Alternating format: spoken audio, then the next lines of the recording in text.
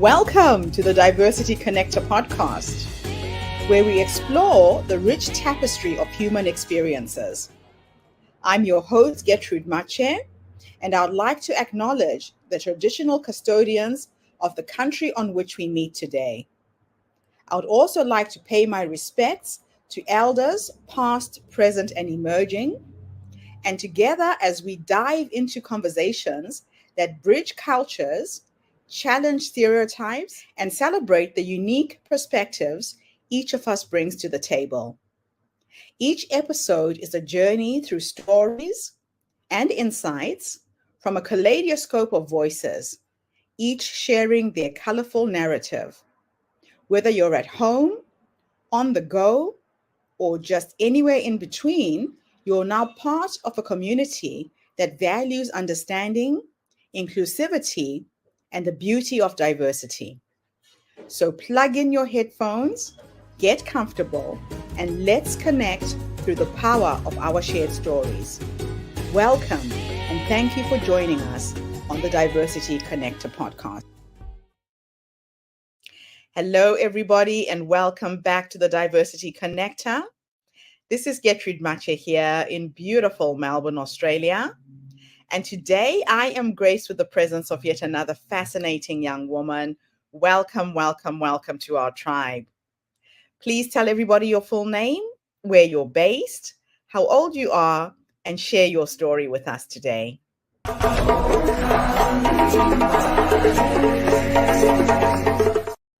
Hi, I am Dr. Dawnn Karen. I am the world's first fashion psychologist. I am a professor at the #1 fashion university in the world, and I am 34 years old, believe it or not. I never say my age, but I am in my 30s.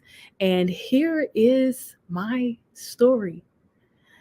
So I was in a faculty meeting, and I had just came out in the New York Times.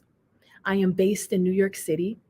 I came out in the New York Times as the dress doctor, as the fashion psychologist. And it was an entire profile story on my pioneering a new academic discipline in psychology called the fashion psychology field. It's all about the science behind why we wear what we wear. And so I was coming out into this publication, and here I am. I'm at a faculty meeting, and I was being asked, Dawnn Karen, how are you owning the fashion psychology field? How is it your intellectual property? And I remember feeling befuddled. I remember feeling confused. And as a woman of color, as a Black woman, I was the only Black woman in the room. I am the first Black woman psychologist at this university. And so when I was being berated, and asked, how on earth did you, garner ownership of the fashion psychology field? How on earth is it your intellectual property? It was then that I realized I was onto something. I had known I maybe in the back of my mind, I've always known, like, okay, fashion psychology, as a fashion psychologist, I have a cool career. I've had many students, many persons, readers, followers. They tell me all the time, oh, you have such a cool job. But when I saw that it was causing vitriol from my colleagues, that's when I was like, wait a minute. I think this is much bigger than me. And it was then that I began to bring social justice to my brand. Okay. And began, standing up for just marginalized groups of people of color, people who occupy certain minority spaces. And like I said, in that moment, that's when I realized, as a Black woman, I'm having white people, cower over me. I'm sorry, I'm using the wrong word, tower over me, and ask me, question me about my credentials. When I've gone to the same university as former President Barack Obama, I've gone to Columbia University, I have master's degrees. I'm more than highly educated, and I'm being questioned. So that's when I realized, I have to actually I have to stand up and make a difference so that, other Black women, other women of color, other minority groups will not have to face this. This is when I realized everything just changed for me. I began, I will tell you, in that moment, I stood up for myself, but a few days later, I was really still kind of thinking about it and not knowing like where to go, what to do. And I had my Taiwanese student, she reached out to me and she says, Professor, I want you to be a part of this project that I'm doing next semester. And I'm like, I don't think I'm going to be there because my department not only questioned my credentials, but voted for me to not be a professor, a member of that department. And it was then that she went to the Undergraduate Student Association, the Student Government Association, might I add. And she began like saying, no, she began advocating for me. And, it was so many students that came to my rescue and said, hey, this is, our only Black female professor that we're going to have in our whole 2 to 4 years. Why is she not teaching here? If she has all of these credentials, if she has raving student reviews, I average about 5.6 out of 6 as far as my student evaluation. So they were really in an uproar. They did not only, they did a social media protest. Not only were they really vocal in person, but they did a social media protest and began advocating for me. And I would say this is like the second moment when I realized that, I have allies and that it's okay to advocate for myself. And in the first instance of my story, I was advocating for myself by myself. But when I had all of these students, crowd around me, advocate for me, I realized I was not alone. I'm not alone in this, and it's safe for me to speak out because there'll be other people that will come to my advocacy. And from there, I will tell you the next moment that changed it all, those students reached out to the New York Times, in which I was profiled in, and they told the New York Times everything. And they said, hey, you need to talk to our professor. This is not right. We need to, let the world know what's happening because these discrimination tends to harbor or fester in situations of silence. And so they called the New York Times, and here I am again in the New York Times again. And being profiled as a fashion psychologist is fabulous. But I didn't know that I was going to be profiled for speaking out against discrimination. I didn't know that that was going to be a part of my branding, my purpose. But it was in that moment that I said, all right, I'm giving a platform where not only was the journalist investigating, she actually said, hey, I want to put your picture in the article and your name. And so I had to sit there with myself, like, do I want this to happen? Like, I'm nervous, I'm scared. Maybe physically I'm scared for something to happen to me, but maybe emotionally or psychologically, discrimination tends to fester in different ways. So I'm not sure. I wasn't sure at that time if I was going to be retaliated against. And so it was then that an older mentor of mine said, Dawnn, you have a responsibility. You must use your voice, and I didn't realize not only just using my voice to, speak out against discrimination, but they were going to use my face and that my face could be used as advocacy as well. And so I came out in the New York Times actually talking about discrimination. It was not planned. It was not rehearsed. But I would say those moments are the moments that changed it all for me and actually, made me realize I do have a platform and I have a responsibility to speak out against social justice, and not when it's cute, not when it's the appropriate time to do so, but when it's uncomfortable. And when it's not trending, because this was a trending topic, but trending topics tend to die down. And so I'm like, hey, regardless of if this is a trending topic or not, I'm going to speak up and speak out. So that's my story. It sounds to me like you went through the fire and came out on the other side. It's really sad to hear that people of color are still experiencing discrimination, globally. It's not just in the US, it's everywhere in the world. Now, your students became your voice, became your advocates. What did that feel like? This is a new generation of young people who see the world differently, who are trying to create a world that isn't the world you and I grew up in. Share that experience with me a little bit and how you managed to communicate what you were going through with your students so they got it.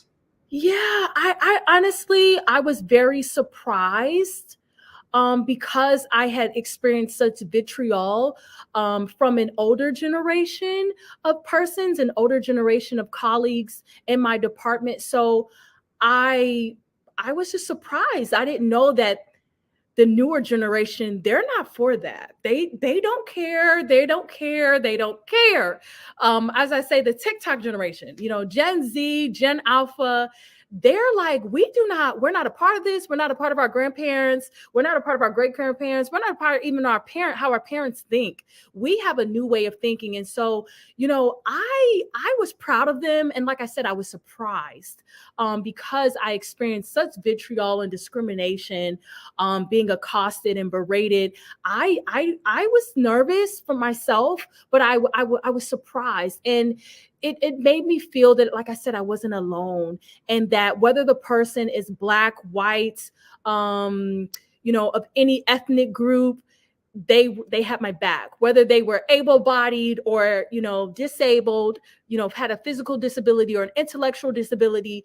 Whether they were into fashion or graphic design, or again, a white person or a Chinese person, or they were on my side. And it really allowed me to see that it had nothing to do with color.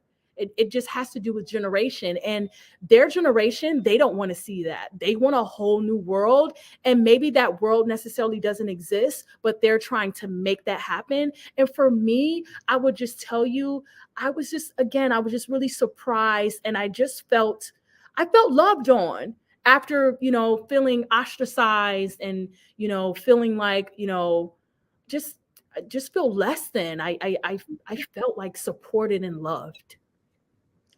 I really love that. And it gives us hope, it gives us hope that the future will be different. This Yes. young generation is going to change the status quo. Now, you talk about fashion, the psychology of fashion, the armor that we wear when we leave our homes and go to work and show up in the world. Let's delve a little bit into the psychology of fashion. Yes. Yes. Why is it important, do you think? And what can it do for an individual's self-confidence when you show up in the workspace? Yeah. So fashion psychology field, I own the intellectual property, and it's all about the science behind why we wear what we wear. The academic definition of it is the study and treatment of how color, image, style, shape, and beauty affects human behavior while addressing cultural norms and cultural sensitivities.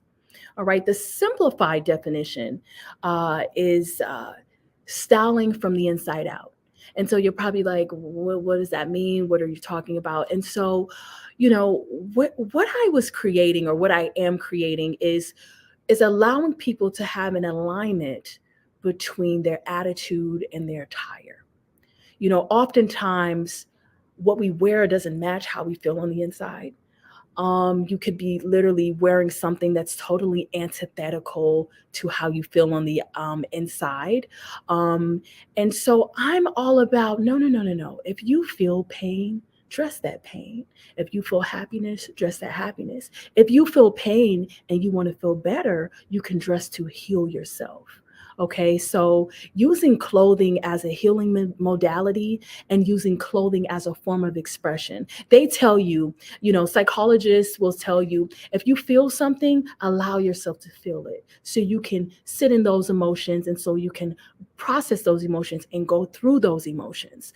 But what does that necessarily look like? Is it, sitting in depression, not bathing, not being hygienic, not coming out of your house?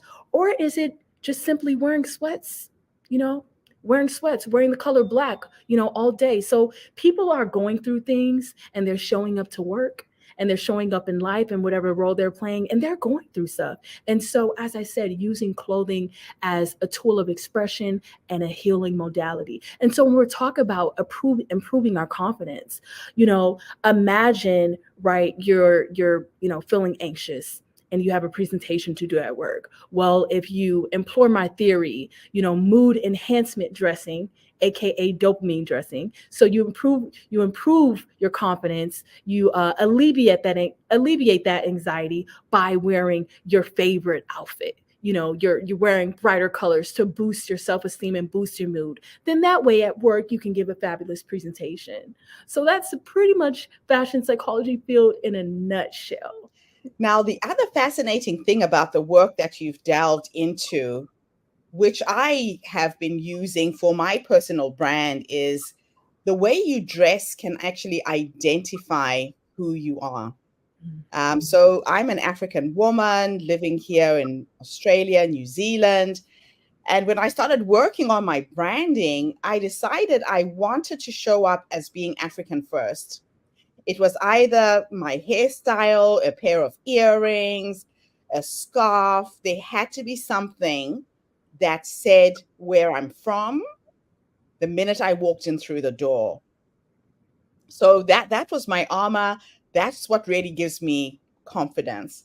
So in terms of personal branding, I have a lot of followers, mostly women who are in the speaking world. They're authors, they're speakers, they're coaches, they're mentors. When you are thinking about your personal brand, what are the main elements that can be communicated by how you dress? Yeah, I would actually say one of the elements can be color. One of the I'm sorry, one of the elements can be color. It can also be a fabric. It can also be a pattern, also a style. So when we're talking about personal branding, we want to determine what message do you want to send your audience, but also what's oftentimes overlooked, how do you feel? So, how do you feel about that? Like, I could tell you, if you're into women, pink is the color because it's feminine color. But, but, does that resonate with you? It may not resonate with you.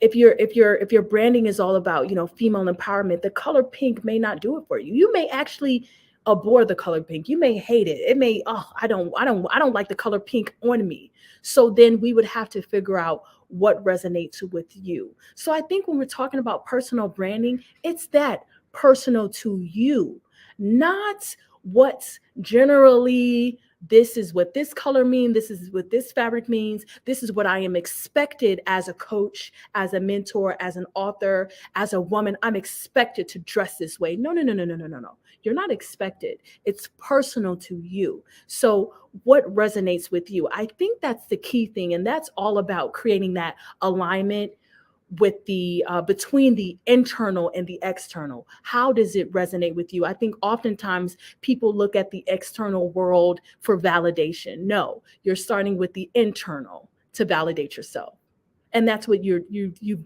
successfully done. I love that. Now, to go back to diversity, you are in a world where there's very few people of color launching in the fashion world. It has been a very white dominated world. What are the issues for fashion designers of color globally that you've identified?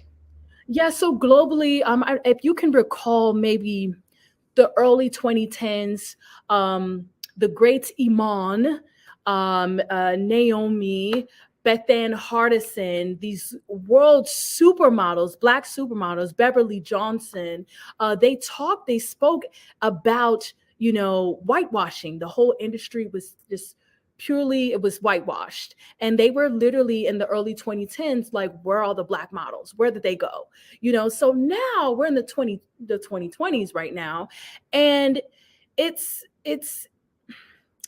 as far as models, as far as diversity, I mean, I do know, during the pandemic, there was really this push for, Black Lives Matter and advocating for diversity. That was really trending. It was a hot topic. We need a Black fashion designer. We need a person of color, designer, and model.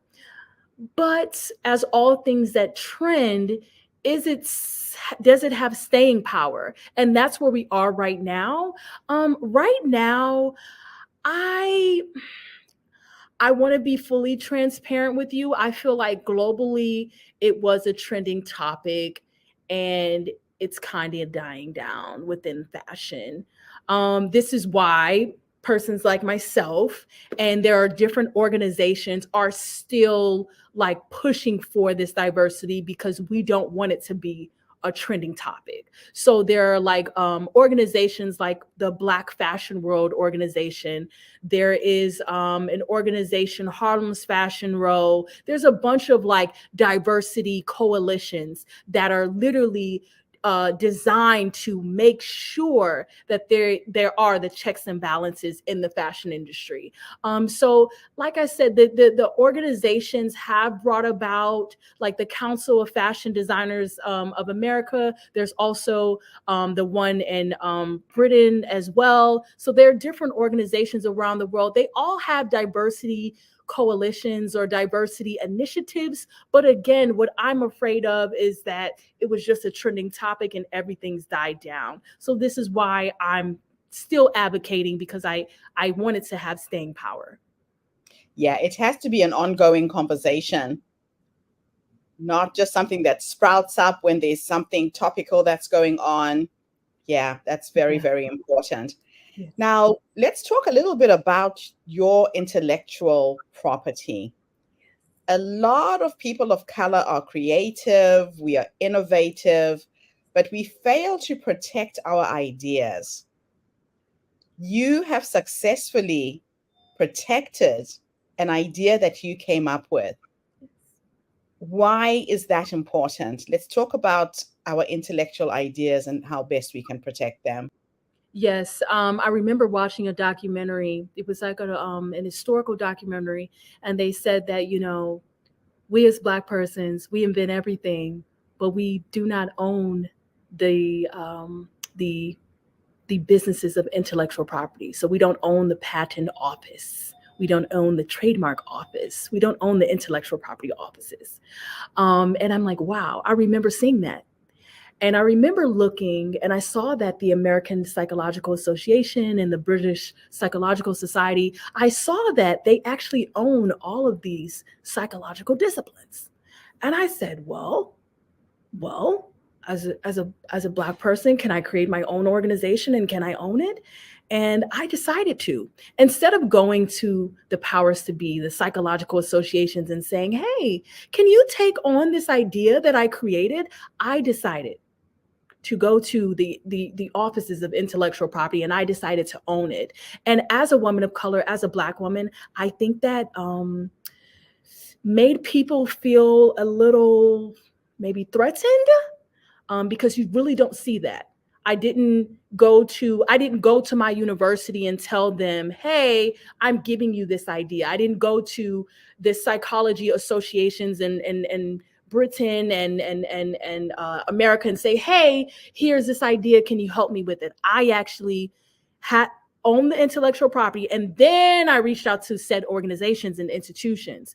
So it can be very threatening to people, but I'll tell you, as a Black woman, as a woman of color, as a creator, everyone who's watching us, you have to own yourself before you go out and disseminate your intellectual property, your creativity, go to an intellectual property office and own it. Whether it's a copyright, you're writing something, you're writing a book, copyright yourself, you copyright yourself, patent yourself, trademark yourself, because you never know. The thing that you think that, oh, I'm just creating this, you never know it could go viral. And so I'll tell you, my intellectual property, it was actually stolen. My curriculum was stolen. Now there's no court, there's not any courts where I can go and say, hey, my academic property theft. That doesn't exist, at least not yet. And so I actually had students advocate for me, and say, no, she's the real founder. And they put me in lawsuits and named me as the founder. And they did investigations. And, we have social media. And so these generation, Gen Z, Gen Alpha, they have the receipts, and they're not for the games. And so they were like, no, we know that you're the real founder. But I did, have to go through a lot of things because I had to prove that I actually owned my intellectual property. Wow. That's just amazing. And that's, again, the power of social media and technology in fighting these things. Yeah, we have to harness that energy. Yes. So you are a serial entrepreneur. When I was doing my research about you, I want to talk about some of the brands that you have out there, and I'm going to share your website at the bottom of the screen. So the Fashion Psychology Institute, what is that about? Give us some insights. Yes, so the Fashion Psychology Institute is the first of its kind. So instead of bringing I traditionally can bring my curriculum to your traditional institution, right, and have it taught there. I again, a part of being a creator and owning myself, I said, all right, I can bring my curriculum to these schools, and there's potential that they could perform academic and property theft, but I can still own my own school, and nobody can govern me, and no one could tell me when I could teach my curriculum, if I can teach it. So while I was trying to push for or advocate for a seat at the table, I created my own table. And that's the Fashion Psychology Institute. So the Fashion Psychology Institute is the first of its kind, first online school that actually teaches my fashion psychology field. I have students, my actual first students were actually from Australia, believe it or not. So I'm excited about that. Australia, Canada, Japan, the state of Louisiana, they're pretty much all over, and it's online and it's self-paced. Oh, I love this. Absolutely fantastic. The next business I found was the Fashion Psychology Success. Tell us a little bit about that. Yes, so Fashion Psychology Success is my consultancy. So when people hire me to be a fashion psychologist, when they hire me to apply my concepts to campaigns, I work with Klarna, I work with ASAP Rocky, Rihanna's beau, ASAP Rocky, Klarna. I work with Unilever. I worked with a musician named Chris Robb. I work with politicians. So I work with like very, very lucrative brands. PayPal, so when they want to talk about what's the fashion psychology behind our consumers, or working with a celebrity on a campaign, so they hire me to do my work, and it's through Fashion Psychology Success, my consultancy. I also work with individual clients as well, one-on-ones in your traditional therapy as well. I love it. And then on YouTube, I found your Fashion Psychology TV. What are you sharing on that platform? Yes, so Fashion Psychology TV. So I'm on TV a lot in different parts of the world, there in Australia, all over. And so I'm like, hey, I need my own TV platform. And so Fashion Psychology TV, it actually explores the science behind what we wear. And I talk about pop culture. I talk about individual clients. I talk about trending topics and what have you. So it's more of a TV kind of format, more of an entertainment format. I absolutely love this. Well, you're really owning the space and forging the way for your students. I can imagine what an inspiration you are for young people, and especially young people of color, Yes. seeing you paving the way and saying, this is how you do it. Yes. So I feel really honored that I found you. You are now part of our movement and our tribe. Please keep on keeping on, keep showing up in these spaces. You know, we were talking a little bit earlier, the importance of us showing up. Yes. It is our responsibility to create a new paradigm, to leave this planet a better place. And I think with the help of your students, this newer generation of kids who think completely differently, there is hope Yes. to end discrimination and create a level playing field for everybody to be able to participate. Yes. Thank you. Yeah. Thank you so much to everybody who tuned in today. The Diversity Connector is bringing some phenomenal people to this platform, sharing their ideas, their experiences in the DEI world. So tune in again tomorrow when I interview yet another amazing person. In the meantime, have a fantastic day, morning, or evening, wherever you are in the world. And Donna, thanks again for the interview. Thank you for having me. Bye for now, everybody. And that's a wrap, everybody, on today's episode of the Diversity Connector podcast. Thank you for tuning in and being part of our vibrant and global conversation. I'm your host, Gertrude Mache, and it's been an honor to share this space with you, where voices from all walks of life come together to weave a tapestry of diverse perspectives. Remember, every story you've heard today is a thread in the larger fabric of our shared humanity. So, as you step back into your world, carry these stories with you and let them inspire you to embrace and celebrate the rich diversity around us. Don't forget to subscribe, rate, and review our podcast to help us share these inspiring stories with more listeners. Do follow us on social media by looking for the Diversity Connector podcast for more updates. Until then, keep connecting, keep listening, and keep celebrating the beauty of diversity. This is the Diversity Connector podcast signing off. Stay curious, stay open, and definitely stay connected.